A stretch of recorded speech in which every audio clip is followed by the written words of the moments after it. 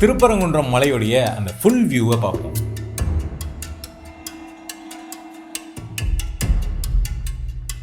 அடுத்ததா இப்போ அதுல வழக்கமா தீபம் ஏற்றக்கூடிய தீப மண்டபம் இருக்கு இல்லைங்களா, அது எங்க இருக்குது அப்படிங்கிறத பார்ப்போம்.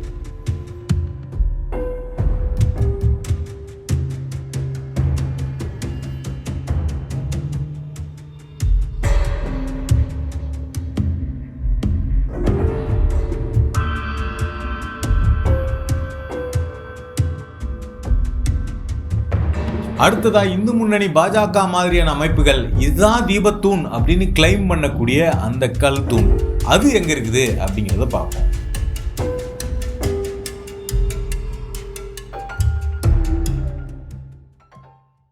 இந்த இந்து முன்னணி அமைப்பு கிளைம் பண்ற இந்த தூண் இது தீபத்தூணே கிடையாது, இது நிலத்தை அளவீடு செய்வதற்காக பதிக்கப்பட்ட ஒரு சர்வே கல் அப்படின்னு சொல்லிட்டு மதுரையை சேர்ந்த செயல்பாட்டாளர்கள், சமூக செயல்பாட்டாளர்கள் பார்த்தோம்னா தொடர்ச்சியா சொல்லிட்டு வந்துட்டு இருந்தாங்க.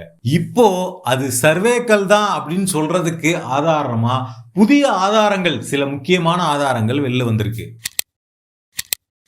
அதுல குறிப்பா ட்விட்டர்ல பூதம் அப்படிங்கிற பேர்ல இயங்கக்கூடிய ஒரு செயல்பாட்டாளர், அவர் வழக்கறிஞர் வாஞ்சிநாதன் அவர்களோட உதவியோட வெளியிட்டிருக்கக்கூடிய ஒரு புதிய ஆவணம். இந்த ஆதாரம் ரொம்ப முக்கியமானதா இந்த வழக்குல மாறி இருக்கு. இந்த வழக்கினுடைய பாதையே திருப்புகிற அளவுக்கு ரொம்ப முக்கியமானதா அந்த ஆதாரம்ங்கிறது அமைஞ்சிருக்கு. இப்ப இந்த போட்டோவை பாருங்க. இந்த போட்டோல தர்காவுக்கு பக்கத்துல இருக்கக்கூடிய 2 இடங்களை நம்ம மார்க் பண்ணி காமிச்சிருக்கிறோம். இதை பார்த்து வச்சுக்கோங்க. இதுதான் இந்த வீடியோவினுடைய மையமான விஷயம். இது ஏன் முக்கியம் அப்படிங்கிறத பத்தி நான் பின்னாடி சொல்றேன்.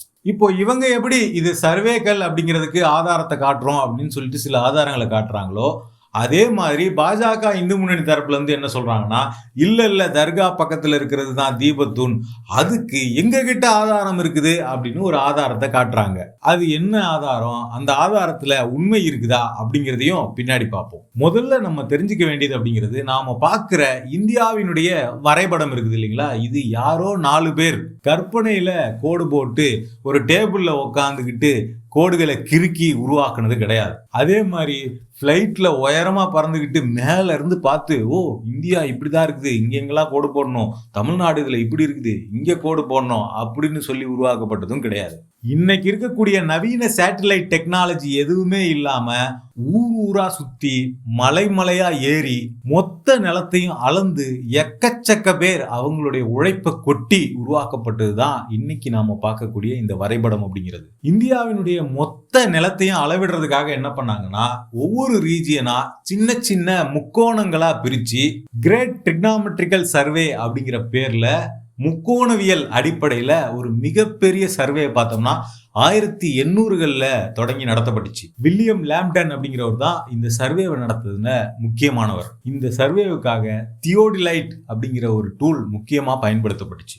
இதுக்காக பார்த்தோம்னா இந்த சர்வேவை நடத்துறதுக்காக நாடு முழுக்க தனித்தனி ரீஜியனா பிரிக்கப்பட்டு அந்த ஒவ்வொரு ரீஜியனுக்குள்ளேயும் ஒவ்வொரு சின்ன சின்ன பகுதிகள் தேர்ந்தெடுக்கப்பட்டு அந்த எல்லா இடத்துலையும் என்ன பண்ணாங்கன்னா ஒவ்வொரு பில்லரை நிறுவனாங்க. இந்த பில்லர்களுக்கு என்ன பேர் அப்படின்னா கிரேட் ட்ரிக்னாமெட்ரிக்கல் ஸ்டேஷன் அப்படின்னு பேரு, சுருக்கமா ஜிடி ஸ்டேஷன் அப்படின்னு சொல்லுவாங்க. குறிப்பா பல இடங்கள்ல உயரமான பகுதிகளில் இந்த தூண்கள் நிறுவப்பட்டுச்சு. அதுக்காக என்ன பண்ணாங்கன்னா மலைகளுடைய உச்சி பகுதி, கோயில்களினுடைய கோபுரங்கள், உயரமான கட்டுமானங்கள் இதெல்லாம் பயன்படுத்தினாங்க இந்த தூண்களை நிறுவுறதுக்காக. சில இடங்கள்ல பார்த்தோம்னா தரையில இருந்தே உயரமான பில்லரை எழுப்பி அங்கிருந்து அளவிடுறதுக்கும் பயன்படுத்தி இருக்காங்க. இந்த தூண்களை பொறுத்த வரைக்கும் பார்த்தோம்னா ஒவ்வொரு இடத்துலையுமே அந்த இடங்கள்ல என்ன மாதிரியான கட்டுமான பொருட்கள் கிடைக்குதோ, அதாவது கருங்கல்லோ செங்கல்லோ இல்ல அந்த ரீஜியனுக்கு ஏற்ற கட்டுமான பொருட்களை வச்சு, அங்க கிடைக்கிற பொருட்களை வச்சு, அதே மாதிரி அங்க இருக்கக்கூடிய கட்டுமான தொழிலாளர்கள் அவங்க என்ன மாதிரி கட்டுமானம் பண்றாங்களோ அவங்கள வச்சு இந்த தூண்களை ஒவ்வொரு பகுதியிலையும் ஒவ்வொரு ஷேப்ல ஒவ்வொரு மாதிரி கட்டமைச்சிருக்காங்க.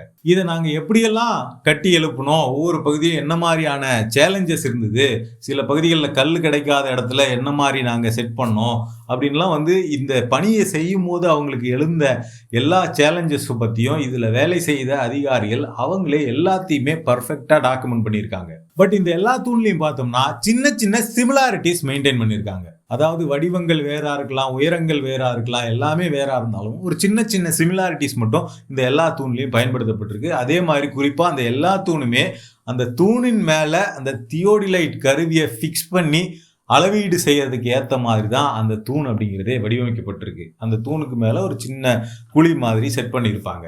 அதே மாதிரி ஒரு சில குறியீடுகள் பயன்படுத்தப்பட்டுச்சு. குறிப்பா ஒரு வட்ட வடிவமான குறியீடு, அதுக்கு மையத்துல ஒரு சின்ன புள்ளி, இந்த மாதிரியான குறியீடு அப்படிங்கிறது ரொம்ப காமனா இந்த தூண்கள்ல பயன்படுத்தப்பட்டுச்சு. அதே மாதிரி இந்த தூண்களை பொறுத்த வரைக்கும் பிரின்சிபல் ஸ்டேஷன், செகண்டரி ஸ்டேஷன் அப்படின்னு சொல்லிட்டு 2 விதமான ஸ்டேஷன்களை உருவாக்கி இருக்காங்க. 1899 பிரிட்டிஷ் அரசாங்கத்தினால வெளியிடப்பட்ட the great arc section 8 degree to 18 degree or series A of the southern trigon அப்படிங்கிற முக்கியமான ஆவணம். இந்த ஆவணம் பார்த்தோம்னா சவுத் இந்தியாவில் இருக்கக்கூடிய பிரின்சிபல் ஸ்டேஷன்ஸ், செகண்டரி ஸ்டேஷன்ஸ் இதெல்லாம் எந்தெந்த இடத்துல அமைக்கப்பட்டிருக்கு அப்படிங்கிற கம்ப்ளீட் லிஸ்ட் இதுல கொடுத்திருக்கிறாங்க. அந்த பட்டியலை எடுத்து பார்த்தோம்னா அதுல மதுரை மாவட்டம் திருப்பரங்குன்றம் பகுதியில மட்டும் 2 ஸ்டேஷன்ஸ் அமைக்கப்பட்டிருக்கு அப்படிங்கிற விவரம் அந்த பட்டியலில் கொடுக்கப்பட்டிருக்கு. இங்க 2 ஸ்டேஷன் அப்படின்னா 2 பில்லர் அப்படின்னு அர்த்தம். அந்த 2 பில்லரையும் எங்க வச்சிருக்கோம் அப்படின்னு சொல்லியிருக்காங்க அப்படின்னா சிக்கந்தர் மலை மேல வச்சிருக்கிறோம் அப்படின்னு சொல்லியிருக்காங்க. குறிப்பா அந்த லிஸ்ட் எடுத்து பார்த்தோம்னா சிக்கந்தர் மலை நம்பர் 1 HS அப்படின்னும் சிக்கந்தர் மலை நம்பர் 2 HS அப்படின்னும் ரெஜிஸ்டர் பண்ணியிருக்காங்க.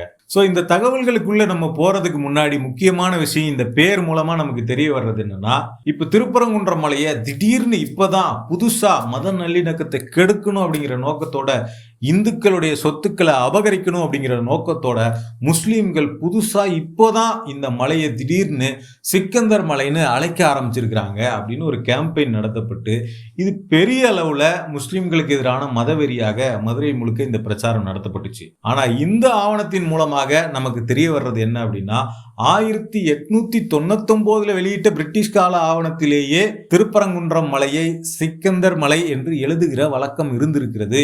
இது புதுசா இப்ப யாரும் இந்துக்களின் சொத்துக்களை அபகரிக்கிறதுக்காக புதுசா கொண்டு வந்த பெயர் அல்லது பெயர் சொல் கிடையாது அப்படிங்கிறது தான் இந்த ஆவணத்தின் மூலமாக நம்ம தெரிஞ்சுக்கிறது. அதே மாதிரி பெரும்பான்மையான மக்கள் அவங்க என்ன பண்றாங்கன்னா இப்ப கூட அந்த மொத்த மலையும் சிக்கந்தர் மலை அப்படின்னு யாரும் கிளைம் பண்றதெல்லாம் இல்லை. அந்த திருப்பரங்குன்றம் மலை மேல் அடங்கியுள்ள சிக்கந்தர் தர்கா அப்படின்னு தான் தர்கா நிர்வாகமே அதை கிளைம் பண்றாங்க. திருப்பரங்குன்றம் மலைன்னு சொல்லி அதன் மேலதான் இந்த சிக்கந்தர் தர்கா அடங்கி இருக்கு அப்படின்னு தான் அவங்களே போர்டு வச்சிருக்காங்க. அப்போ பெரும்பான்மையான மக்கள் என்ன பண்றாங்கன்னா சிக்கந்தர் தர்கா இருக்கக்கூடிய அந்த மலை உச்சி, திருப்பரங்குன்றம் மலையில நிறைய உச்சி இருக்குது, அதுல சிக்கந்தர் தர்கா இருக்கக்கூடிய உச்சியை சிக்கந்தர் மலை அப்படின்னு அந்த உச்சியை குறிப்பிடுறதுக்காக பெரும்பான்மை மக்கள் பயன்படுத்துறாங்க. இப்ப இதெல்லாம் விட்டுட்டு பார்த்தா கூட சிக்கந்தர் மலை அப்படின்ற அழைக்கிற வழக்கம் அப்படிங்கிறது இப்ப புதுசா யாரும் வேணும்னே கொண்டு வர்றது இல்லை அப்படிங்கிறத இந்த ஆவணத்தின் மூலமா நம்ம தெரிஞ்சுக்க முடியும். இப்ப மறுபடியும் அந்த ஆவணத்துக்குள்ள வருவோம். அதுல சிக்கந்தர் மலை நம்பர் 1 ஸ்டேஷன், நம்பர் 1 HS அப்படிங்கிறது எங்க இருக்குது அப்படின்னு குறிப்பிட்டிருக்காங்கன்னு பார்த்தோம்னா about 50 yards northwest of the mosque on the top of the hill. அதாவது மலை உச்சியில இருக்கக்கூடிய தர்காவிலிருந்து வடமேற்கு திசையில 50 யார்ட்ஸ் தொலைவில் இந்த நம்பர் 1 ஸ்டேஷன் அப்படிங்கிறது அமைஞ்சிருக்குது அப்படின்னு சொல்லி கொடுத்துருக்குறாங்க. சிக்கந்தர் தர்காலேருந்து 50 யார்ட்ஸ் அப்படின்னா நம்ம மீட்டரில் கணக்கு பண்ணி பார்த்தோம்னா 45 மீட்டர் வரும். இப்போ சிக்கந்தர் தர்காவிலிருந்து 45 மீட்டர் தொலைவில் இந்த நம்பர் 1 ஸ்டேஷனுங்கிறது அமைக்கப்பட்டிருக்கு அப்படின்னு சொல்லிட்டு கொடுத்துருக்குறாங்க. அதனுடைய உயரம் பார்த்தோம்னா 1052 அடி மொத்தமா கீழே சொல்றாங்க. அடுத்ததா சிக்கந்தர் மலை நம்பர் 2 HS அந்த ஸ்டேஷன் பார்த்தோம்னா சவுத் ஈஸ்ட் ஆஃப் சிக்கந்தர் மலை நம்பர் 1 ஸ்டேஷன். அதாவது ஏற்கனவே அந்த நம்பர் 1 ஸ்டேஷன் இருக்கிற இடம் இருக்கு இல்லைங்களா, அங்க இருந்து 53 யார்ட்ஸ் தென்கிழக்கு பகுதியில இந்த நம்பர் 2 ஸ்டேஷன் அப்படிங்கிறது அமைக்கப்பட்டிருக்கு.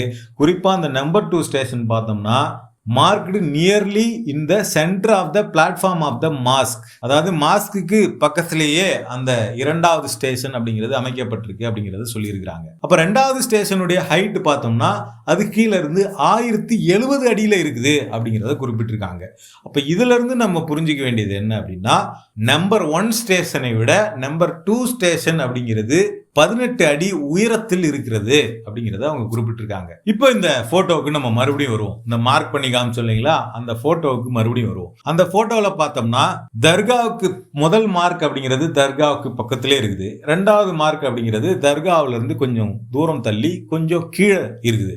இந்த ரெண்டுமே பார்த்தோம்னா ஒரே மாதிரி பிளாட்ஃபார்ம் அமைக்கப்பட்டு அதன் மேல இதே மாதிரியான பில்லர்ஸ் இருந்ததா சொல்லப்படுது. அதுல ஒரு பில்லர் அப்படிங்கிறது சேதமடைஞ்சிருக்கு. இப்ப இந்து முன்னணி அமைப்பினர் கிளைம் பண்ணக்கூடிய அந்த தீபத்தூண் அப்படிங்கிறது குறிப்பா மதுரையை சேர்ந்தவங்க சர்வேக்கல் அப்படின்னு சொல்லக்கூடிய அந்த தூண் இருக்கு இல்லைங்களா, அந்த தூண் தர்காவிலிருந்து 50 மீட்டர் தொலைவில் இருக்கிறது அப்படிங்கிறது தான் நீதிபதி GR சாமிநாதனும் அவருடைய தீர்ப்பில் கோட் பண்ணியிருக்கிறார்.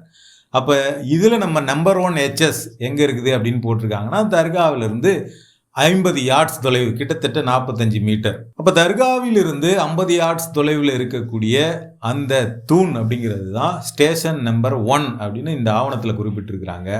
கிட்டத்தட்ட அதே தொலைவில் தான் இந்து முன்னணி அமைப்பினர் தீபத்தூண் அப்படின்னு கிளைம் பண்ணக்கூடிய அந்த தூண் அப்படிங்கிறது இருக்குது. அடுத்ததா அந்த 2வது ஸ்டேஷன் அப்படிங்கிறது இந்த முதல் ஸ்டேஷன்ல இருந்து 53 மீட்டர்கள் தள்ளி தர்காவுக்கு அருகிலேயே இருக்குது அப்படின்னு சொல்லியிருக்காங்க இல்லைங்களா.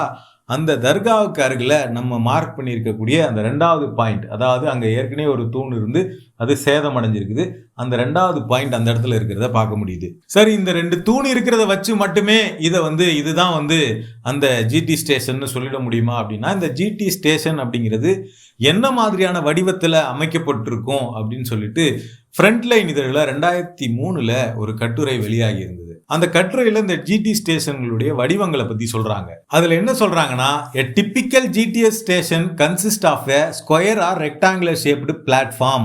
ஒரு ரெக்டாங்குலர் அல்லது ஸ்கொயர் ஷேப்டு பிளாட்ஃபார்ம் இருக்கும் கீழே, அதுக்கு மேலே with a pillar on top of it அப்படின்னு சொல்லிட்டு அதுக்கு மேலே ஒரு பில்லர் இருக்கும் அப்படின்னு சொல்லிட்டு கொடுத்துருக்குறாங்க. அப்போ நம்ம இந்த புகைப்படம், இந்த தீபத்தூன்னு கிளைம் பண்ணக்கூடிய அந்த புகைப்படத்தை பாருங்க. கீழே ஒரு ஸ்கொயர் பிளாட்ஃபார்ம் இருக்குது, அதுக்கு மேலே அந்த பில்லர் இருக்குது. அதே மாதிரி the crest of the pillar will have a circle with a dot inside which marks longitude or latitude of the spot. அதாவது இந்த தூணுடைய மேலே பார்த்தோம்னா ஒரு சின்ன சர்க்கிள் வச்சு டாட் பண்ணியிருக்கோம், அதாவது ஒரு குழி மாதிரியான பகுதி இருக்கலாம் அப்படிங்கிறது சொல்லப்படுது. ஏற்கனவே இந்த தீபத்தில் எண்ணெய் ஊற்றுற பகுதி இருக்குது அப்படின்னு சொல்லக்கூடிய அந்த பகுதி தான் தியோடிலைட் மிஷினை செட் பண்ணக்கூடிய பகுதி அப்படின்னு ஏற்கனவே எல்லாரும் சொல்லி இருக்கக்கூடிய சூழல்ல இந்த விஷயமும் அதை உறுதிப்படுத்துற வகையில் அமையுது. அதே மாதிரி foundation stone of the platform below the ground too will have a circle and the dot. அதாவது இந்த ஃபவுண்டேஷனுக்கு கீழேயும் பார்த்தோம்னா இந்த சர்க்கிள் மாதிரி ஒரு ஷேப் போட்டு அங்க ஒரு டாட் வச்சிருப்பாங்க அப்படின்னு சொல்றாங்க. இது எதுக்காக சொல்றாங்க அப்படின்னா, even if the top of the pillar is destroyed it will not be difficult to locate the stone below the ground using the triangulation method. அதாவது மேல இருக்க தூண் இடிஞ்சு விழுந்துட்டா கூட, உடஞ்சிட்டா கூட, கீழே இருக்கக்கூடிய இந்த பாயிண்ட், இந்த மார்க்கை வச்சு நம்ம அந்த ஸ்டேஷனுடைய லொகேஷனை லொகேட் பண்ண முடியும் அப்படின்னு சொல்றாங்க. இப்போ நம்ம சிதைந்து போனதா ஒரு இடம் சொன்னோம் இல்லைங்களா, ஒரு தூண் தர்காவுக்கு பக்கத்துல சிதைந்து போயிருக்கு, அதுல கீழே இருக்கக்கூடிய பிளாட்ஃபார்ம் மட்டும் இருக்குன்னு சொல்லிட்டு அந்த பிளாட்ஃபார்மை ஆய்வு பண்ணப்ப அந்த பிளாட்ஃபார்முக்குள்ள இதே மாதிரியான ஒரு ரவுண்டு மார்க்கும் நடுவில் ஒரு டாட் மார்க்கும் இருந்ததை பார்க்க முடியுது. அப்போ இந்த வட்டமான மார்க் அப்படிங்கிறது இது ஜிடி ஸ்டேஷன் என்பதை காட்டுகிறது. அந்த ஃபவுண்டேஷன் ஸ்கொயருக்கு கீழே இருக்கக்கூடிய அந்த வட்டமான மார்க் இதுதான் திருப்பரங்குன்றம் மலையில் அமைக்கப்பட்ட ஜிடி ஸ்டேஷன் அப்படிங்கிறத காட்டுது. அப்போ இது ஒரு ஸ்டேஷன் அப்படின்னா, 2வது ஸ்டேஷன் அப்படிங்கிறது இதை விட கொஞ்சம் கீழே இருக்கக்கூடிய பகுதியில் 53 யார்ட்ஸ் தொலைவில் முதல் ஸ்டேஷன் அப்படிங்கிறது அமைஞ்சிருக்கணும் அப்படின்னும் போது இவங்க தீபத்தூன்னு சொல்லக்கூடிய மதுரையை சேர்ந்த செயல்பாட்டாளர்கள் சர்வே ஸ்டோன்னு சொல்லக்கூடிய அந்த இடம்ங்கிறது கிட்டத்தட்ட இந்த நம்பர் 1 ஸ்டேஷனோட மேட்ச் ஆகிறத நம்மளால பார்க்க முடியுது. அதே மாதிரி நம்பர் 2 ஸ்டேஷன் அப்படிங்கிறது 1070 அடி உயரத்தில் இருக்குது, நம்பர் 1 ஸ்டேஷன் அப்படிங்கிறது 1052 அடி உயரத்தில் இருக்குது அப்படிங்கிற அந்த குறிப்புகளை வச்சு பார்க்கும்போதும் இந்த படமும் சிமிலாரிட்டியை கொடுக்குது. ஏன்னா தர்காவுக்கு பக்கத்தில் இருக்கக்கூடியது நம்பர் 2 ஸ்டேஷன் அப்படின்னு கிட்டத்தட்ட அதில் தான் கொடுத்துருக்குறாங்க. மாஸ்க்கு நியர் பை அந்த நம்பர் 2 ஸ்டேஷன் இருக்குது அப்படின்னு. அதை நம்பர் 2 ஸ்டேஷன் எடுத்துக்கிட்டோம்னா அதற்கு கீழே தான் நம்பர் 1 ஸ்டேஷன் அப்படிங்கிறது அமைஞ்சிருக்க முடியும். அதுவும் இந்த கல் தூண் இருக்கக்கூடிய பகுதியை தான் காட்டுது. அதே மாதிரி அந்த ஆவணத்தில் பார்த்தோம்னா இந்த ஸ்டேஷன் 1 ஸ்டேஷன் 2 இருக்கு இல்லைங்களா, இது ரெண்டுத்துல இருந்தும் எந்த முக்கோணங்களை வச்சு அளவிட்டாங்க, இதனுடைய மற்ற 2 ஸ்டேஷன் எங்க இருக்குது, அதுல இருந்து எவ்வளவு தூரங்களை இங்க கணக்கிட்டாங்க அப்படின்னு சொல்லிட்டு ட்ரையாங்கிள், எந்தெந்த ட்ரையாங்கிளுக்கு இந்த ஸ்டேஷன்ஸ் பயன்படுத்தப்பட்டது அப்படிங்கிற விஷயத்தையும் கொடுத்துருக்குறாங்க. அதில் குறிப்பாக இந்த ஸ்டேஷன் 1 வச்சு 3 ட்ரையாங்கிள் போடப்பட்டு அளவிடப்பட்டிருக்கு. அதில் முதல் ட்ரையாங்கிள் பார்த்தோம்னா பெருமாள் மலை, பொன்னுருக்கி மலை, சிக்கந்தர் மலை ஸ்டேஷன் 1, இது 3த்தையும் இணைச்சி உருவாக்கப்பட்டு அளவீடு பண்ணப்பட்டிருக்கு. அடுத்தது 2வது ஸ்டேஷன் பார்த்தோம்னா பெருமாள் மலை, குட்டிப்பாறை, சிக்கந்தர் மலை ஸ்டேஷன் 1, இதை வச்சு 2வது ட்ரையாங்கிள் போடப்பட்டிருக்கு. 3வது ட்ரையாங்கிள் பார்த்தோம்னா பொன்னுருக்கி மலை, சிக்கந்தர் மலை ஸ்டேஷன் 1, மதுரை டெம்பிளில் இருக்கக்கூடிய ஸ்டேஷன், இது மூணுத்தையும் வச்சு இன்னொரு ட்ரையாங்கிள் போடப்பட்டு இப்படி எல்லாம் அளவீடுங்கிறது பண்ணப்பட்டிருக்கு. ஸோ வெளிவந்திருக்கக்கூடிய இந்த முக்கியமான ஆதாரம்ங்கிறது அந்த கல் தூணுங்கிறது அது ஜிடி ஸ்டேஷனாக சர்வே அளவிடும் கல்லாக இருப்பதற்கான வாய்ப்பு இருக்கிறது அப்படிங்கிறத பெரும்பளவு அதை தான் வெளிக்காட்டுது. இப்ப இதை மட்டும் வச்சுக்கிட்டு நீங்க கண்டிப்பா ஏத்துக்கணும் அப்படின்லாம் இல்லை. இப்ப என்ன பண்ண வேண்டியிருக்கு அப்படின்னா, நீதிமன்றமும் அரசாங்கமும் இணைஞ்சு அந்த கல் தூண் அப்படிங்கிறது அது சர்வே கல்லா இல்லையா அப்படிங்கிற ஆய்வை பண்ண வேண்டியிருக்கு. இப்ப ஜி.ஆர். சாமிநாதன் அவர்கள் கொடுத்த தீர்ப்பு பார்த்தோம்னா இந்த எந்த ஆய்வுமே பண்ணாம ஆக்சுவலா இந்து முன்னணி ஒரு கிளைம் பண்றாங்க அது தீபத்தூண் அப்படின்னு. மலைக்கு மேல ஒரு தூண் இருக்கிறதுனாலே அது தீபத்தூண் அப்படின்னு அவங்க சொல்றாங்க. இவர் என்ன பண்றாருன்னா அது உண்மையிலேயே தீபத்தூண் தானா, அங்க தீபம் ஏத்துனதுக்கான மரபு இருந்ததா, வரலாறு இருந்ததான்னு எந்த ஆய்வுமே பண்ணாம இவர் சும்மா மலைக்கு போய் ஒரு நேரடியா ஒரு விசிட் பண்ணிட்டு அது இவர் தீபத்தூண் தான் அப்படின்னு இவரே அங்கீகாரம் கொடுக்கிறார். எந்த ஆய்வும் இல்லாம, தொல்லியல் துறையை வச்சோ புவியியல் துறையை வச்சோ எந்த ஆய்வும் பண்ணாம அது தீபத்தூண் அப்படிங்கிற அங்கீகாரத்தை நீதிபதியே கொடுத்து அதை அவரே அங்க தீபம் ஏத்தணும்னு சொல்றாரு. இங்கதான் அதோடைய பிரச்சனையே ஆரம்பிச்சது. அப்போ உண்மையிலேயே மக்களுக்கு ஒரு விஷயத்தை உண்மையை தெளிவுபடுத்தணும் அப்படின்னா தொல்பொருள் ஆய்வுத்துறையையும் புவியியல் துறையையும் வச்சு உண்மையிலேயே அந்த கல் என்ன கல், அது சர்வே கல்லாக இருந்ததா, அது ஜிடி ஸ்டேஷனா இருந்ததா அப்படிங்கிறத உறுதிப்படுத்தணும். ஏற்கனவே திருப்பரங்குன்றம் வில்லேஜ் மேப்ல கூட அங்க ஜிடி ஸ்டேஷன் இருக்குது அப்படிங்கிறத உறுதிப்படுத்தி இருக்கிறாங்க. அப்ப இந்த கல் தூண் தான் அந்த ஜிடி ஸ்டேஷனா, அதே மாதிரி தர்காவுக்கு பக்கத்துல இருக்கக்கூடிய அந்த மார்க் இருக்கக்கூடிய அந்த உடைந்து போன அந்த தூண் தான் ஸ்டேஷன் நம்பர் 2வா அப்படிங்கிறத நீதிமன்றம் ஃபர்தரான ஆய்வுக்கு அரசாங்கத்துடன் இணைந்து அதை மேற்கொண்டு உறுதிப்படுத்த வேண்டிய அவசியம் இருக்குது. அப்படி உறுதிப்படுத்தப்பட்ட பிறகுதான் எந்த முடிவையுமே எடுக்க முடியும். ஒரு தூண் தீபத்தூணான்னு தெரியாமலேயே கோயில் விதிகளுக்கு மாறா, கோயில் ஒரு இடத்துல தீபம் ஏத்திட்டு வராங்க, அதுக்கு மாறாக இன்னொரு இடத்துல தீபம் ஏத்தணும் அப்படின்னு சொல்றதெல்லாம் அடிப்படையில ஆகமங்களுக்கே கூட முரணானதா இருக்க முடியும். ஏன்னா மரபுக்கு மீறின மரபை மாற்றுகிற ஒரு விஷயமாகத்தான் ஜி.ஆர். சாமிநாதன் இதை முன்வைக்கிறார். இப்ப இன்னொரு பக்கம் இந்து முன்னணி சைடுல, பாஜக சைடுல இருந்து அதுதான் தீபத்தூண்னு ஆதாரம் இருக்குது அப்படின்னு ஒரு கிளைம் பண்றாங்க. அந்த கிளைம் என்ன கிளைம் அப்படின்னு பார்த்தோம்னா, தமிழ்நாடு அரசினுடைய தொல்பொருள் ஆய்வுத்துறை 1980களில் வெளியிட்ட திருப்பரங்குன்றம் அப்படிங்கிற நூல்ல இந்த தீபத்தூணை பத்தின குறிப்புகள் இருக்குது அப்படின்னு சொல்லிட்டு ஒரு விஷயத்த எஸ்.ஜி. சூர்யா டிவில எல்லாம் படிச்சு காட்டுறாரு. ஆக்சுவலா அந்த புக்கு நம்ம ஓபன் பண்ணி பார்த்தோம் அப்படின்னா, மலைக்கு மேல போற வழியில காசி விஸ்வநாதர் கோயிலுக்கு போறதுக்கு முன்னாடி வர வழியில இக்கோயிலுக்கு வரும் வழியில் பாதி மலை தொலைவில் தீபத்தூண் ஒன்று உள்ளது. இந்த தூண் நாயக்கர் காலத்தது, நாயக்கர் காலத்து கல்வெட்டும் தூண்லேயே எழுதப்பட்டிருக்கிறது அப்படிங்கிறத கொடுத்துருக்காங்க. தீபத்தூண் ஒரு வார்த்தை அதுல வந்த உடனே, அந்த புக்ல வந்த உடனே அது நாங்க சொல்ற தூண் தான் அப்படின்னு இவங்க அந்த தூணுக்கு இதை பொருத்திக்கிட்டாங்க. ஆக்சுவலா அந்த புத்தகத்துல என்ன குறிப்பிட்டிருக்காங்கன்னா, பாதிமலை தொலைவில் அப்படின்னு ரொம்ப தெளிவா கொடுத்துருக்கு. பாதிமலை தொலைவில் இருக்கக்கூடிய தீபத்தூண் அப்படிங்கிறது இப்போ இந்த வருஷம் தீபம் ஏத்தப்பட்ட, காலங்காலமாக தீபம் ஏத்தப்பட்டு கொண்டு இருக்கிற அந்த உச்சி பிள்ளையார் கோயிலினுடைய தீப மண்டபத்தில் இருக்கக்கூடிய தீபத்தூணை தான் நாயக்கர் காலத்து தூண் அப்படின்னு இந்த புத்தகத்துல குறிப்பிடுறாங்க, பாதிமலை தொலைவில் அப்படின்னு. அதே மாதிரி அந்த தீபத்தூண்ல தான் பார்த்தோம்னா நாயக்கர் காலத்து கல்வெட்டும் இருக்குது. இவங்க கிளைம் பண்ணக்கூடிய மேல இருக்கக்கூடிய தர்காவுக்கு பக்கத்துல இருக்கக்கூடிய கல் தூண்ல எந்த கல்வெட்டும் கிடையாது. ஆனா இதெல்லாம் தெரிஞ்சிருந்துமே என்ன பண்றாங்க அப்படின்னா, நாங்க சொல்ற தீபத்தூணை பத்தி தான் அந்த புக்ல குறிப்பிட்டிருக்கு பாருங்க ஆதாரத்தை அப்படின்னு உச்சி பிள்ளையார் கோயில் தீப மண்டபத்துக்கான ஆதாரத்தை எடுத்து காட்டிக்கிட்டு இருக்காங்க. அதே மாதிரி அதுல ரொம்ப தெளிவா அந்த புக்ல என்ன கொடுத்திருக்காங்கன்னா, இந்த தீபத்தூணை தாண்டி தென்மேற்காக வளைந்து சென்றால் காசி விஸ்வநாதர் கோயிலை அடையலாம். அதாவது இந்த தீபத்தூணை தாண்டி 2 வழியா பிரியும். அதுல ஒரு வழியா போனா சிக்கந்தர் தர்கா, இன்னொரு வழியா போனா காசி விஸ்வநாதர் கோயில். அப்ப இதை தாண்டி போகணும் அப்படிங்கறத ரொம்ப தெளிவா கொடுத்திருக்கிறாங்க. இவங்க சொல்லக்கூடிய தர்கா பக்கத்துல இருக்கக்கூடிய கல் தூணுங்கிறது மலை உச்சியில இருக்குது. சிக்கந்தர் தர்கா இருக்கக்கூடிய பகுதிக்கும் காசி விஸ்வநாதர் கோயில் இருக்கக்கூடிய பகுதிக்கும் தொடர்பே கிடையாது. ரெண்டு வேற வேற ஆப்போசிட்ல இருக்கக்கூடிய பகுதிகள். ரொம்ப தெளிவா அந்த புத்தகத்துல உச்சி பிள்ளையார் கோயில் தீப மண்டபத்தை பத்தி சொல்லியிருந்தாலுமே இவங்க நாங்க சொல்ற தீபத்தூண் தான் உருட்டுறாங்க. அடிப்படையில அந்த தூண் தீபத்தூண் அப்படின்னு சொல்லக்கூடிய தர்கா பக்கத்தில் இருக்க தூண் தான் தீபத்தூண் அப்படின்னு காட்டக்கூடிய இந்து முன்னணி பாஜக காட்டக்கூடிய ஒரே ஒரு ஆதாரம், அதுவும் பொய்யானது. அப்ப இந்த 2 வாதங்களையும் நம்ம ஒப்பிட்டு பார்க்கும்போது தர்கா பக்கத்துல இருக்கக்கூடிய அந்த கல் தூண் அப்படிங்கிறது சர்வே கல்லாக இருப்பதற்கான முகாந்திரங்கள் வரலாற்று குறிப்புகள் அடிப்படையில், வரலாற்று ஆவணங்கள் அடிப்படையில் இருக்குது. அதனுடைய வடிவம், அதனுடைய பிளாட்ஃபார்மு, அதனுடைய வடிவத்தின் அடிப்படையிலும் அது சர்வே கல்லாக இருப்பதற்கான வாய்ப்பு இருக்குது. அதே மாதிரி அதுக்கு பக்கத்தில் இருக்கக்கூடிய உடைந்து போன கல்லில் இருக்கக்கூடிய அந்த குறியீடு, அதுவும் அது சர்வே ஸ்டேஷனாக இருப்பதற்கான வாய்ப்பை உறுதிப்படுத்துது. அதே மாதிரி அந்த 2 ஸ்டேஷன்களுக்கு இடைப்பட்ட உயரம் சம்பந்தமான விஷயத்திலையும் இந்த தூண் அப்படிங்கிறது சர்வே ஸ்டேஷனாக இருக்கக்கூடிய வாய்ப்பை சொல்லுது. ஆனா இந்த பக்கம் தீபத்தூண், அது தீபத்தூண் அப்படின்னு சொல்றவங்க கிட்ட எந்த ஆதாரமுமே இல்லை.